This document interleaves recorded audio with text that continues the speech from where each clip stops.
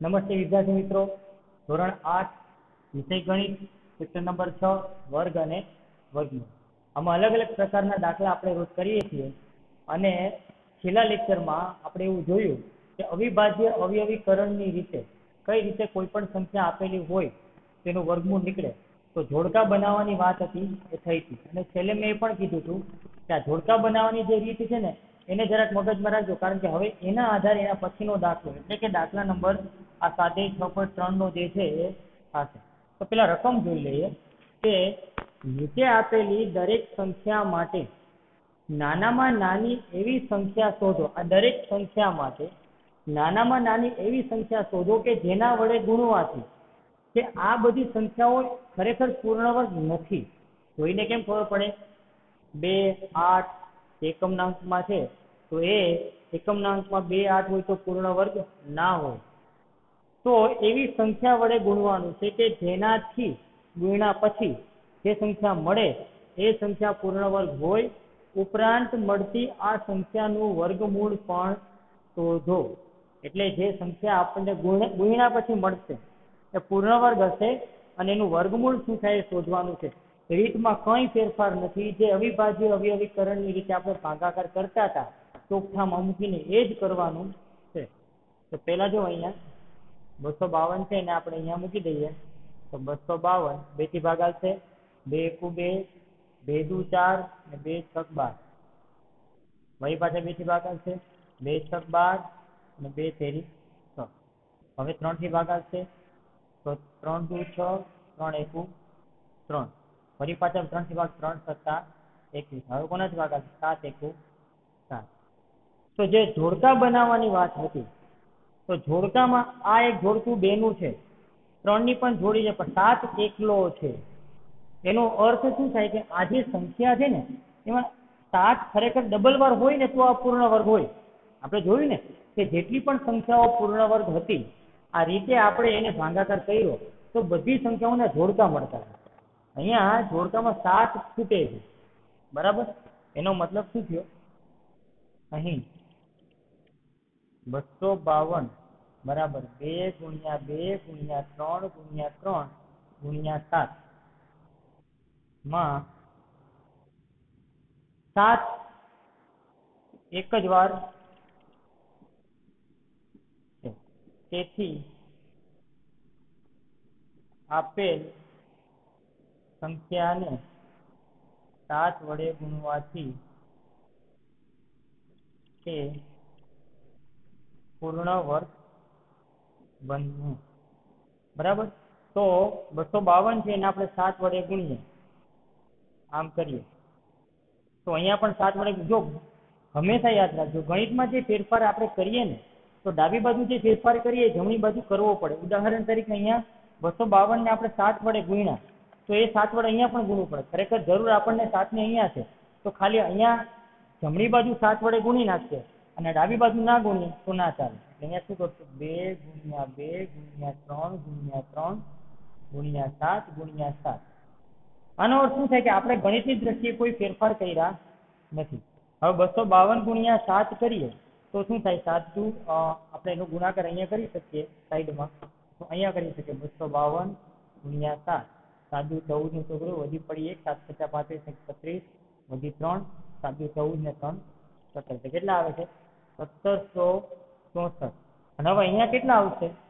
તો જો 2 ગુણ્યા 2 એટલે 2 નો વર્ગ, 3 ગુણ્યા 3 એટલે 3 નો વર્ગ, 7 ગુણ્યા 7 એટલે 7 નો વર્ગ. હવે આપણે અહીંયા પૂછ્યું ને કે કેના વડે ગુણવાથી મળતી સંખ્યા પૂર્ણ વર્ગ હોય તો 7 એક જ હતા, 7 વડે ગુણી નાખીએ એટલે આ સંખ્યા પૂર્ણ વર્ગ બને. તો 7 વડે ગુણ્યા પછી સંખ્યા કઈ મળી? 1764. તો હવે આ 1764 છે એ પૂર્ણ વર્ગ છે, તેનું વર્ગમૂળ ગોતવાનું છે. તો વર્ગમૂળની નિશાની કરવાની. અને હવે તો આપણને ખબર છે 2 નો વર્ગ, 3 નો વર્ગ, 7 નો વર્ગ. તો શું થાય? 2 એક વાર, 3 એક વાર અને 7 એક વાર. તો જો 3 દુ 6, 6 સત્તા 42. એનો અર્થ શું થયો કે આ સંખ્યા ખરેખર 252 છે, એને 7 નું જોડકું બનતું નથી. એટલે 7 વડે ગુણો તે બની જશે 1764 અને જેનું વર્ગમૂળ નીકળે છે 42. ટૂંકમાં આ દાખલામાં કરવાનું છે શું? તો પહેલા તો જે રકમ આપણને આપેલી હોય એ રકમમાં આપણે અવિભાજ્ય અવયવી સરળની રીતે એટલે કે આ રીતે ભાગાકાર કરવાનો, છેલ્લે એક લઈ આવવાનો છે તો ફાઇનલ જ છે, જેના દ્વારા ભાગ આવતો હોય એના દ્વારા ભાગ હલાવી અને આવી રીતના એક લઈ આવવાનો. પછી ચેક કરવાનું ક્યાં ડાબી બાજુ કે જોડકા કેટલાના બને છે. તો આ દાખલામાં આપણે 2 નું જોડકું બન્યું ઓકે, 3 નું જોડકું બન્યું ઓકે, 7 નું બનતું નથી, 7 એક જ વાર છે. તો જોડકું બનાવવા માટે તો 2 વાર જોઈએ છે, એક વાર એટલે એક વાર ગુણવો પડશે, એટલે એક વાર ગુણી નાખો આપણે અહીંયા. તો એક જ બાજુ ગુણીએ તો ના લે, બીજી બાજુ પણ ગુણવું પડે. તો બે બાજુ ગુણ્યા પછી જે સંખ્યા બની એ શું છે 1764 અને એનું વર્ગમૂળ નીકળ્યું 42. સેમ અહીંયા 1008 માટે આપણે જોઈ લઈએ. તો જો 1008 ભાગ તો 2 થી જ આવશે, તો 50 અને 4, 50 દુ 100, 4 દુ 8, તરત જ થઈ શકે. 2, 25 અને 2, પછી 2.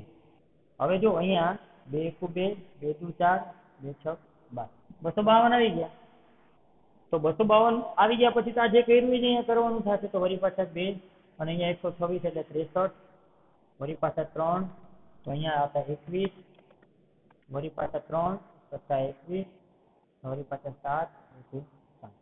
તો સેમ સિચ્યુએશન જે આ દાખલામાં હતી, જોડકા બનાવવાના છે. તો કે 2 નું આ એક જોડકું છે, બીજું જોડકું છે, 3 નું જોડકું છે, અહીંયા પણ 7 એકલો છે, 7 છે ને, તો સેમ પોઝિશન આ જ, કોઈ ફેરફાર થશે નહીં. તો અહીં અને આપણે નીચે લખીએ 1008 બરાબર શું થશે 2 ગુણ્યા 2 ગુણ્યા 2 ગુણ્યા 2 ગુણ્યા 3 ગુણ્યા 3 ગુણ્યા 7. અને શું લખ્યું કે આમાં 7 એક જ વાર વખત લખીએ તો પણ એક જ વખત આવે છે.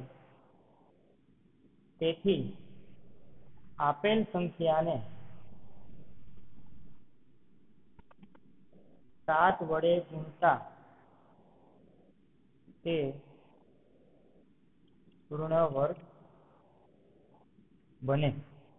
બરાબર. તો શું છે સંખ્યા? તેથી 1008 ગુણ્યા 7. હવે મેં કીધું એ પ્રમાણે બે બાજુ 7 વડે ગુણવા પડશે. તો જો અહીંયા તમે 7 વડે ગુણો તો પણ હાલે, અને આપણને ખબર છે કે 7 વડે ગુણ્યા પછી 7 નો વર્ગ જ કરવાનો છે તો પણ હાલે. એટલે 2 ગુણ્યા 2 ગુણ્યા 2 ગુણ્યા 2 ગુણ્યા 3 ગુણ્યા 3 ગુણ્યા 7 ગુણ્યા 7. આ ગુણી નાખે 7 વડે, બંને બાજુ ગુણવા પડે. હવે 1008 ગુણ્યા 7 કરવાના. તો 1008 ગુણ્યા 7 કરો એટલે શું થાય? 7 અઠા 56 અને 0 અને 7 એકુ 7. તો કેટલા આવ્યા? 7056. અને અહીંયા જોવું જોઈએ 2 નો વર્ગ થશે, આ પાછો 2 નો વર્ગ, આ 3 નો વર્ગ અને આ 7 નો વર્ગ. જે તકલીફ હતી અહીંયા 7 પાસે હતી. તો 7056 નું વર્ગમૂળ કાઢીએ તો વર્ગમૂળની અંદર આ બધી સંખ્યા આવશે. 2 નો વર્ગ, 2 નો વર્ગ, 3 નો વર્ગ, 7 નો વર્ગ. તો શું થાય? 2 એક વાર, જો વર્ગ છે એટલે પાછા 2 વાર છે એટલે બારોબાર નીકળશે એક વાર, એ તો આપણને ખબર જ છે. તો 2 દુ 4, 4 તેરી 12, 12 સત્તા 84. તો 7056 નું વર્ગમૂળ શું થાય? 84. તો જો, અને આમે ખબર પડીએ એકમના અંકમાં 4 છે, બરાબર. એનો વર્ગ કરો તો ચોકે ચોકે 16 એટલે એકમના અંકમાં 6 આવે. આ પણ આપણે ચેક કરી શકીએ. તો દાખલામાં ક્યાંય અને અનફોર્ચ્યુનેટલી અથવા કોઇન્સિડન્ટલી એવું કહી શકાય કે આ દાખલામાં બેમાં 7 નું ઘટ હતી, બેમાં હરખી જ થઈ, બરાબર. એવી રીતના આપણે આની વાત કરી લઈએ. 1458 તો 2 2 સત્તા 14, 2 દુ 4, 2 નવા 18. આમ થશે. આ આવી ગયા 729. હવે અહીંયા જો 2 થી તો ભાગ નહીં ચાલે, કારણ કે અહીંયા 9 છે અને એકી સંખ્યા છે એટલે 2 થી નહીં હાલે. 3 થી ટ્રાય કરીએ આપણે. 3 દુ 6, 3 ચોક 12, 3 તેરી 9 થઈ ગયા. વળી પાછા 3 થી 3 અઠા 24 અને 3 એકુ 3. હવે તો ખબર છે 9 9 81 એટલે 9 થઈ ગયા. તો જો અહીંયા આ 3 નું જોડકું છે, 9 નું જોડકું છે, જોડકું 2 નું નથી. મતલબ કે આ સંખ્યાને કોના વડે ગુણશું તો એ પૂર્ણ વર્ગ બને. તો તે કોણ જોડકામાં નથી? તો કે 2, એટલે 2 વડે ગુણીએ તો આ પૂર્ણ વર્ગ બને. બરાબર. તો અહીં 1458 બરાબર 2 ગુણ્યા 3 ગુણ્યા 3 ગુણ્યા 9 ગુણ્યા 9 માં 2 એક જ વખત આવે છે. તેથી આપેલ સંખ્યાને 2 વડે ગુણવાથી તે પૂર્ણ વર્ગ બને. આપેલ સંખ્યા છે 1458 ગુણ્યા 2, અને અહીંયા 2 ગુણ્યા 2, જો 2 પેલા છે એટલે પેલા ગુણ નાખી આપણે 3 ગુણ્યા 3 ગુણ્યા 9 ગુણ્યા 9. તો 1458 ગુણ્યા 2 એટલે 8 દુ 16 નો છોકરો, વધી પડી 1, 5 દુ 10 ને 11, વધી પડી 4 દુ 8 ને 9, અને 2 એકુ 2, એટલે કેટલા આવ્યા? 29, 16. અને અહીંયા 2 નો વર્ગ કરી શકાય, 3 નો વર્ગ કરી શકાય, અને 9 નો વર્ગ કરી શકાય. હવે આ સંખ્યા પૂર્ણ વર્ગ છે, કારણ કે આપણે 2 ઘટતા એના વડે ગુણીને, એટલે આ સંખ્યા પૂર્ણ વર્ગ છે. વર્ગમૂળ કઈ રીતના નીકળે?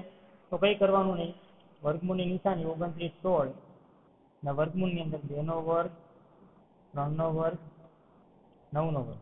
તો શું થાય? 2 એક વાર, 3 એક વાર, 9 એક વાર. વર્ગમૂળની બહાર નીકળે છે એટલા માટે. તો 3 દુ 6 અને 6 નવા 54.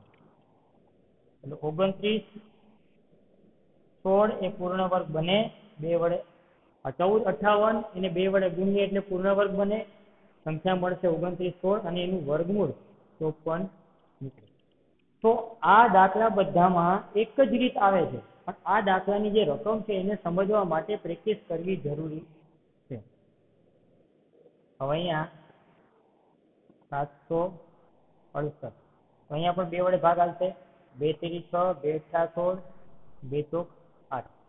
તો હવે આટલી પ્રેક્ટિસ કર્યા પછી આ ફટાફટ આવડવું જોઈએ. 2 એકુ 2, 2 નવા 18, 2 દુ 4. પછી અહીંયા 2 નવા 18, 2 છક 12.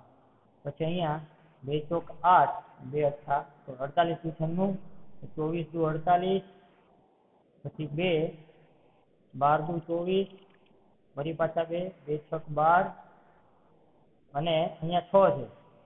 થોડુંક સાફ કરી નાખીએ આપણે.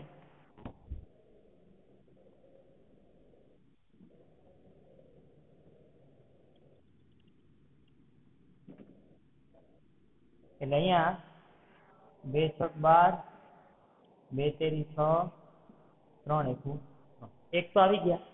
જોડકા ચેક કરી લઈએ. એક જોડકું, 2, 3, 4. ચલો 2 તો બધા જોડકામાં છે, પણ 3 એકલા છે. કોણ એકલું છે? 3.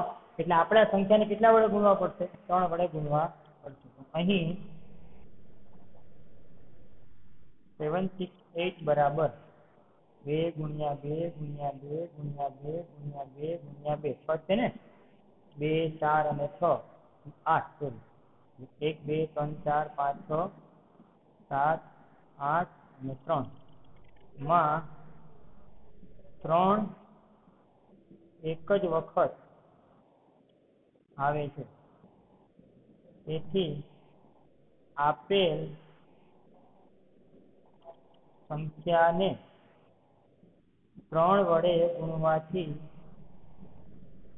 તે પૂર્ણ વર્ગ બને.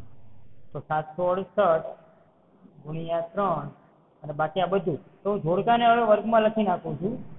તો શું થશે? 2 નો વર્ગ, 2 નો વર્ગ, 2 નો વર્ગ, અને 2 નો વર્ગ. 4 વાર થયા. 1, 2, 3, 4, 1, 2, 3, 4, અને અહીંયા આવશે 3 નો વર્ગ, કારણ કે 3 વડે ગુણાઈ ગયું.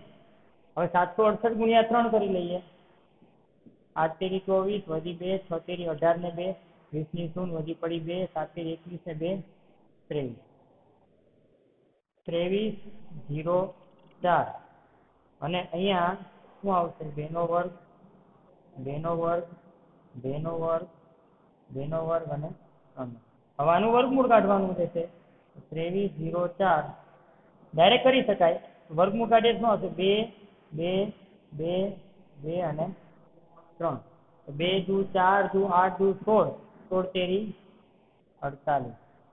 એનો અર્થ શું થયો કે 2304 જે સંખ્યા છે એનું વર્ગમૂળ નીકળે 48.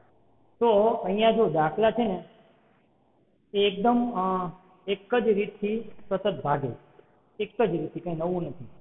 પણ આ યાદ આવવું જોઈએ કે આવી રકમ હોય તો આવો દાખલો કરવાનો છે, અને એ સમજવા માટે પ્રેક્ટિસ કરવી જોઈએ. આના ટોટલ 6 દાખલા છે, એમાંથી 4 મેં કરાવી દીધા, 2 જે બાકી છે આમાં નથી. ક્યાં ક્યાં બાકી રહેશે? તો 1 પછી 3 છે, એટલે બીજો એ હોમવર્કમાં આવશે 3, પછી 4 અને 5 અને 6. તો જો અહીંયા આવી આ 2 હોમવર્કમાં તમારે આવશે. હવે માની લઈએ કે એવું કે અહીંયા ગુણવાનું કીધું એટલે આપણે જે જોડકામાં એકલું હતું એને ગુણ્યું, ભાગવાનું કીધું હોય તો પણ આ જ પ્રોસેસ. પણ થશે શું ખબર? કે જે સંખ્યામાં જોડકું નહીં બનતું હોય, જે સંખ્યાનું જોડકું નહીં બનતું હોય એને ઉડાડી દેવાનું. હવે માની લ્યો કે 7 વડે જોડકું બનતું નથી, તો 7 ને ઉડાડવા માટે શું કરવું પડે? 7 વડે ભાંગવા પડે. તો બે બાજુ ભાંગવા પડશે. અહીંયા કેમ આપણે બે બાજુ 7 વડે ગુણી નાખ્યા, અહીંયા અને અહીંયા. એમ જો કદાચ ભાંગવાનું કીધું હોય, અહીંયા કીધું હોય ને કે જેના વડે ભાગવાથી મળતી સંખ્યા પૂર્ણ વર્ગ હોય તો કાંઈ કરવાનું નહીં, જે એકલું છે બરાબર એને ભાંગી નાખો, એના વડે ભાંગી નાખો. આમ કરી નાખવાનું ને આમ કરી નાખવાનું. પણ યાદ રાખજો મેં કીધું પ્રમાણે ગણિતમાં ફેરફાર બે બાજુ હોય. જમણી બાજુ જે ફેરફાર કરો એ જ ફેરફાર ડાબી બાજુ પણ કરવા પડે, બરાબર. તો હવે આપણે નેક્સ્ટ દાખલા જોઈ લઈએ. દાખલો કર્યો દાખલા નંબર 5. એના જેવો જ છે કે નીચે આપેલી દરેક સંખ્યા માટે નાનામાં નાની એવી સંખ્યા શોધો કે જેના વડે ભાગવાથી, હમણાં વાત કરી ગયા ને, ભાગવાથી કીધું છે, હવે ભાગાકાર કરવાનો આવશે. જે ગુણાકાર કરતા હતા, જેની જોડ બનતી નથી એને ઉડાડવાનું થાય, બરાબર. તો મળતી સંખ્યા પૂર્ણ વર્ગ હોય, ઉપરાંત મળતી આ સંખ્યાનું વર્ગમૂળ પણ શોધો. સેમ પેટર્ન, સેમ રીત, કાંઈ બદલશે નહીં. 6 દાખલા છે, 3 હું કરાવીશ, 3 મારા તરફથી તમને ગિફ્ટમાં, એટલે હોમવર્કમાં તમારે કરવાના રહેશે. તો હવે અહીંયા 129, 25 છે, તો પહેલા તો આપણે શું કરવું પડશે? ભાગાકાર કરવો પડશે. એટલે 5 છે એટલે 5 વડે ચાલશે ભાગ, એટલે 25 25, 4 વધશે, 5 8 40, 2 વધશે એટલે 25 25. ફરી પાછું 5 1 5, 5 1 5 અને 35 વધશે, અને સોરી 5 8 માંથી 5 જાય તો 3 વધશે એટલે 5 તથા 35. હવે 117 આવ્યા, તો વિચાર કરીએ કે 117 નું શું કરશું? તો 6 વડે ભાગ ના હાલે, 7 વડે ભાગ ના હાલે, 8 વડે, 9 વડે ટ્રાય કરીએ કે 9 1 9 અને 2 વધે એટલે 27 થાય, 9 તેરી 27. આમ પણ 13 9 117 થાય, બરાબર. તો એ કરીએ આપણે. અને હવે 13 1 13. તો જો અહીંયા પ્રશ્ન એ છે કે ખરેખર વાત એવી થઈ છે કે કોઈ પણ એક સંખ્યા, જ્યારે પણ આપણે આ રીત કરતા હોય ત્યારે બે સંખ્યા એકલી ના હોય, પણ બે માંથી એક સંખ્યા એકલી હોય. એટલે જ્યારે જ્યારે આવા ભાગાકાર કરીએ એટલે આ દાખલો જ આપણને જવાબ આપશે કે ભૂલ ક્યાં કરીએ છીએ આપણને. દરેક વખતે આ વસ્તુ હંમેશા યાદ રાખવાની. એટલે જોવાનું કે આમાં 9 પણ એકવાર છે, 13 પણ એકવાર છે, ભૂલ ક્યાં કરીએ છીએ. તો ભૂલ ક્યાં છે એ વિચારો કે જેનો ભાગ 9 થી હાલતો હોય એનો ભાગ કદાચ 3 થી પણ હાલતો હોય. કેમ ખબર પડે? તો જે સંખ્યા છે ને 117, એના આંકડાનો સરવાળો કરો, 7 8 અને 9. તો 9 ને 3 વડે ભાંગી શકાય. એટલે એનો મતલબ એમ થાય કે આને 3 વડે ભાંગી શકાય. ભાગ 3 થી હાલશે તો શું થાય? તો 3 તેરી 9, 2 વધશે એટલે 3 9 27, વળી પાછળ 3 1 3, 3 તેરી 9 અને 13 1. જો આ ટ્વિસ્ટ દાખલામાં દરેક વખતે આપણે 5 જોઈ જઈએ ને એટલે આપણે તરત જ 5 થી ભાગશું, અને પછી 5 થી ભાંગ્યા હોય પછી આપણને રિવર્સ ગેર યાદ ના આવે કે 3 થી ભંગાશે કે નહીં. એટલે આ દાખલો પસંદ કર્યો, કારણ કે આ દાખલામાં આ ભૂલ થવાની શક્યતા રહે, એટલે ખાસ ધ્યાન રાખવું. હવે સિમ્પલ, કોની જોડ બનતી નથી? 13 ની. તો અહીં 29 25 બરાબર 5 ગુણ્યા 5 ગુણ્યા 3 ગુણ્યા 3 ગુણ્યા 13 માં 13 ની જોડ બનતી નથી. તેથી જે કરતા હતા ગુણાકારમાં એના બદલે શું કરવાનું? ભાંગવાનું. તેથી આપેલ સંખ્યાને 13 વડે ભાંગવાથી, કારણ કે આપણે હવે ગુણાકારને બદલે ભાગાકાર માંગ્યો છે, ભાંગવાથી મળતી સંખ્યા પૂર્ણ વર્ગ હોય. એટલે આપણે શું કરવાનું છે? 29, 25 ને 13 વડે ભાંગવાના. તો આ છેદમાં લખો એટલે ભાગાકાર કર્યો કે ભાઈ. અને અહીંયા 5 નો વર્ગ થાય, 3 નો વર્ગ થાય, 13 એમ નમ, અને અહીંયા પણ ભાગાકાર કરવાનો. કારણ કે ચોખવટ કરી છે કે ભાગાકાર, જો ગુણાકાર કરવાનું કીધું તો અહીંયા ગુણાકાર કરીને 13 કરે, અહીંયા ગુણાકાર કરીને 13 કરે, તો ભાગાકાર કરવાનું કીધું. 29, 25 નો ભાગાકાર આપણને ખબર હોવી જોઈએ. અહીંયા કરું છું 29, 25, 13, 13 દુ 26 થાય, પછી 3 વધશે 32, 13 દુ 26, બરાબર. અને અહીંયા 4 ને 2 6 વધે અને 5 65, 13 પંચા 65, કેટલા આવ્યા? 225. એટલે આ બેનો ભાગાકાર કરો તો શું આવશે? 225. ના 13 ઉડી ગયા એટલે અહીંયા આવશે 5 નો વર્ગ ગુણ્યા 3 નો. હવે વર્ગમૂળ કાઢવાનું છે. એ તો સહેલું થઈ ગયું. તો 5 એકવાર, 3 એકવાર, તો શું આવશે? 15. મતલબ કે 225 નું વર્ગમૂળ શું નીકળે? 15. તો નડતું હતું કોણ આપણને? તો કે નડતું હતું 13. નીકળી ગયા. ઓલી વખતે એકલા કોણ હતા? તો એકલા જે એના વડે ગુણી નાખો તો એકલાને બદલે 2 એકલા થઈ જાય, જોડમાં થઈ જાય. અહીંયા તો જે એકલા છે ને હટાવી દેવાના છે. ભાગાકાર કરવાનું કીધું એટલે હટાવી દેવાનું. હટાવવામાં શું કરવાનું? છેદમાં મૂકી દેવાનું, જે એકલું હોય. આ દાખલાને આપણે જોઈ લઈએ. 26, 45. તો જો આ વખતે આપણે પહેલા ચેક કરી લઈએ. 6 ને 2 8, 8 ને 4 12, 12 ને 5 17, 17 ને 3 વડે ભાંગી શકાય નહીં. એટલે આપણે 5 થી જ ભાગ આવશે. તો 25, 25, પછી 1 વધશે અને 14, 5 દુ 10 ને 4 વધશે એટલે 5 નવા 45. બરાબર. હવે અહીંયા 529 આવ્યા. તો 529 યાદ કરો, કોકનું ખરેખર વર્ગમૂળ થાય છે 529. જો આ વસ્તુ છે ને તરત મગજમાં આવવી જોઈએ. આપણે વાત કરી ગયા છીએ. તો કોનું વર્ગમૂળ થાય વિચાર કરો. તો 23 દુ 46, બરાબર, અને 6 વધે ને 23 તેરી 69. 23 નું વર્ગમૂળ 529 થાય. ચેક કરી લેવાનું. કારણ કે આપણે જો ઘણાને એવું થાય કે સર આ લાંબુ કરે છે, પણ લાંબુ નથી કરતો. બધા વિડીયો જોતા હોય તો ઘણાને ખબર પણ આવે કે 23 નું વર્ગ 23 ગુણ્યા 23 કરો એટલે 529 થાય. 2 તેરી 6, 2 દુ 4, 3 તેરી 9 ને 3 દુ 9, 3 12 નો કવડો વધી પડીએ અને 5. એટલે અહીંયા શું આવે? 23. અહીંયા 23 એકું 23. તો નડતર કોણ છે? તો કે 23 તો સર જોડકામાંથી નડતા નથી, પણ નડતર છે 5 ની. તો એને હટાવવા પડશે. પેલા આપણે ભાગાકારને ગુણાકારને હટાવી જોઈએ. તો કરી અહીં 26, 45 બરાબર 5 ગુણ્યા 23 ગુણ્યા 23 માં 5 જોડમાં નથી. તેથી આપેલ સંખ્યાને 5 વડે ભાગવાથી તે પૂર્ણ વર્ગ બને. એટલે શું થાય? 26, 45 છેદમાં 5, અને અહીંયા 5 ગુણ્યા 23 ગુણ્યા 23 છેદમાં 5. હવે 26, 45 ભાગ્યા 5 કરો એટલે શું આવશે? 529. મને કેમ ખબર પડી? કારણ કે 26, 45 ભાગ્યા 5 કર્યા તો શું આવ્યું? 529 આવ્યા. અહીંયા જ ખબર પડી જાય. એટલે તો અહીંયા જ છે 529, અને આ 5 કરી દઈએ એટલે શું આવે? 23 નો વર્ગ. વર્ગમૂળ કરના છે આપણે. તો 23 નો વર્ગ બરાબર 23. એટલે આ જે સંખ્યા છે એ પૂર્ણ વર્ગ નથી, પણ આને 5 વડે ભાંગી નાખો તો જે સંખ્યા મળશે એ 529 છે, અને એ પૂર્ણ વર્ગ છે કારણ કે એનું વર્ગમૂળ નીકળે છે 23. બરાબર.